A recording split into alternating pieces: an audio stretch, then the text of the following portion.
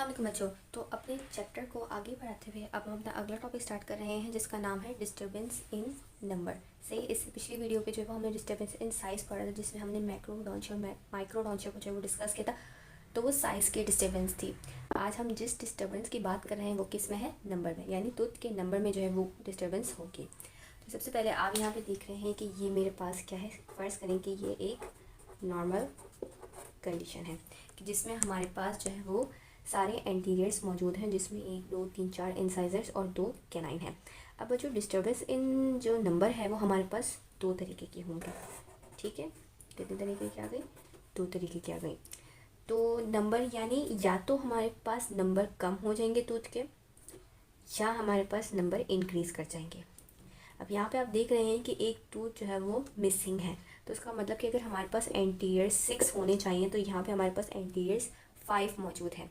तो इसका मतलब क्या है कि हमारे पास टूथ के नंबर में जो है वो कोई डिस्टर्बेंस होगा, यानी एक टूथ जो है वो कम हो गया। ठीक है, तो जब हमारे पास टूथ कम हो जाता है या नंबर कम हो जाते हैं तो इसको हम क्या बोलते हैं? इसको हम बोलते हैं एनोडोंशिया। ठीक है, यानी जो हमारे पास टूथ नंबर है उसमें कोई कमी हो गई तो उसको हम क्या बोल रहे हैं? एनोडोंशिया। लेकिन अब आप यहाँ पे देखें तो यहाँ पे हमारे पास अगर मैं काउंटिंग करूँ तो 1 2 3 4 5 6 7 एंटीरियर्स मौजूद हैं, जबकि नॉर्मली कितने होने चाहिए? 6, लेकिन यहाँ पे कितने हमारे पास 7 मौजूद हैं। तो 2 कैनाइन तो है, लेकिन मेरे पास इंसाइजर्स 5 हो गए, 1 2 3 4 5, यानी एक एक्स्ट्रा इंसाइजर मेरे पास मौजूद है। तो यहाँ पे हमारे पास क्या हो गया? एक एक्स्ट्रा नंबर जो है वो तो प्रेजेंट हो गया। तो जब extra number of tooth present होता है तो इसको हम क्या कहेंगे? यानी हमारी ओरल कैविटी में एक एक्स्ट्रा दांत मौजूद है, तो उस एक्स्ट्रा दांत को हम क्या कहते हैं? उस एक्स्ट्रा दांत को हम कहते हैं सुपर न्यूमरी टीथ। ठीक है, तो डिस्टर्बेंस में नंबर आ रही है, यानी या तो दांत के नंबर जो है वो कम हो जाएंगे या टीथ नंबर जो है वो हमारे पास इंक्रीज़ कर जाएगा। जब टीथ नंबर हमारे पास डिक्रीज़ करेंगे तो उसको हम क्या बोलेंगे? एनोडोंशिया। जब टीथ नंबर इंक्रीज़ करेंगे due to the presence of an extra tooth in the oral cavity, तो इसको हम क्या कहेंगे? Supernumerary teeth. ये सुपर न्यूमरी टीथ हम उस एक्स्ट्रा टीथ को बोल रहे हैं जो हमारी ओरल कैविटी में प्रेजेंट है। और आई होप आपको यहाँ तक जो है वो सारी बातें क्लियर हो गई होंगी। अब एनोडोंशिया जो है बच्चों वो और फर्दर 2 टाइप्स में जो है वो डिवाइड हो जाती है। सही, अब यहाँ पे आप एनोडोंशिया देख रहे हैं कि यहाँ पे कोई भी दांत प्रेजेंट नहीं है।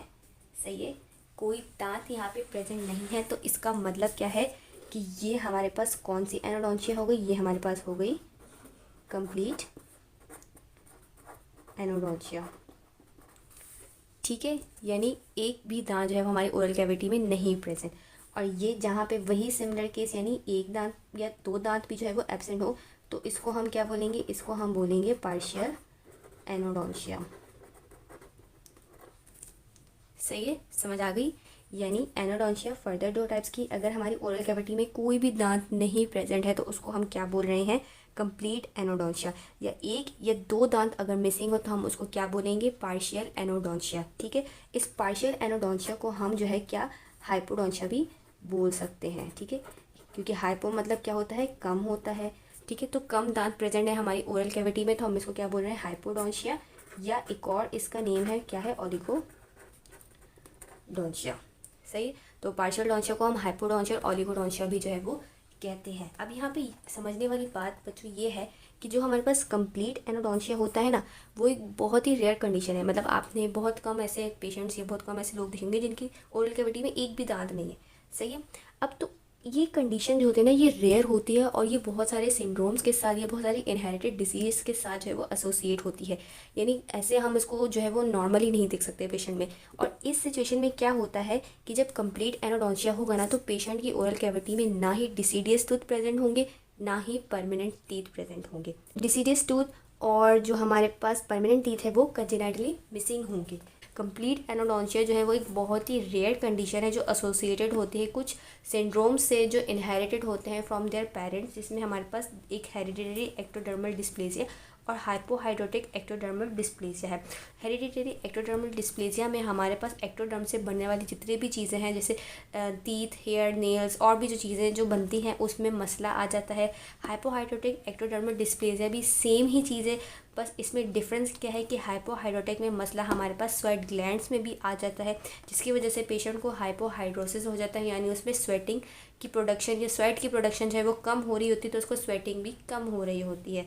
ठीक है, तो इन दोनों में मेजर डिफरेंस सिर्फ स्वेट ग्लैंड्स का है, बाकी ऑलमोस्ट सारे सिम्टम्स जो है वो सेम होते हैं। ठीक है, अब हम बात कर लेते हैं पार्शियल एनोडोल्शिया की। ठीक है, पार्शियल एनोडोल्शिया में हमारे पास पेशेंट में एक या दो दांत जो है वो मिसिंग होते हैं अमूमन, और वो भी कंजेनिटली मिसिंग होते हैं। ठीक है, यानी स्टार्टिंग से ही पेशेंट के ओरल कैविटी में वो दांत नहीं होगा।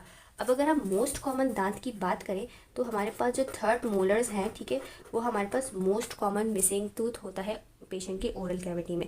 ठीक है, और हमारे पास ज़्यादा से ज़्यादा क्या होता है कि जब परमानेंट डेंटिशन होती है ना, उसी में होता है, यानी डिसीडियस डेंटिशन में हमें कोई एब्सेंस टीथ नहीं मिल रहा होता। लेकिन अगर फिर भी डिसीडियस डेंटिशन के अंदर कोई टीथ एब्सेंट होगा तो वो कौन सा होगा, वो हमारे पास लेटरल इंसाइजर होगा। ठीक है, वही जो मैंने बनाया है। तो अगर हमारे पास डिसीडियस डेंटिशन में कोई टीथ मिसिंग होगा तो वो कौन सा होगा, लेटरल इंसाइजर। अब हम पढ़ लेते हैं सुपर न्यूमरी टीथ। सुपर न्यूमरी टीथ यानी एक एक्स्ट्रा टीथ जो है वो पेशेंट की ओरल कैविटी में प्रेजेंट है। तो इसकी कुछ एग्जाम्पल हैं जो आपको पता होनी चाहिए। सबसे पहले हमारे पास क्या आ जाता है, सबसे पहले हमारे पास आ जाता है मेसोडेंस। ठीक है, ये मेसोडेंस क्या है, वो हमारे पास जो है एक एक्स्ट्रा एंटीरियर जो है वो टीथ है, यानी सेंट्रल इंसाइजर। यानी पेशेंट की ओरल कैविटी में जो है वो हमारे पास दोनों सेंट्रल इंसाइजर के बीच में एक एक्स्ट्रा जो है वो सेंट्रल इंसाइजर प्रेजेंट होता है, तो उसको हम क्या कहते हैं, उसको हम कहते हैं मेसोडेंस। ठीक है, इसके अलावा हमारे पास क्या एग्जांपल आ जाती है, फोर्थ मोलर।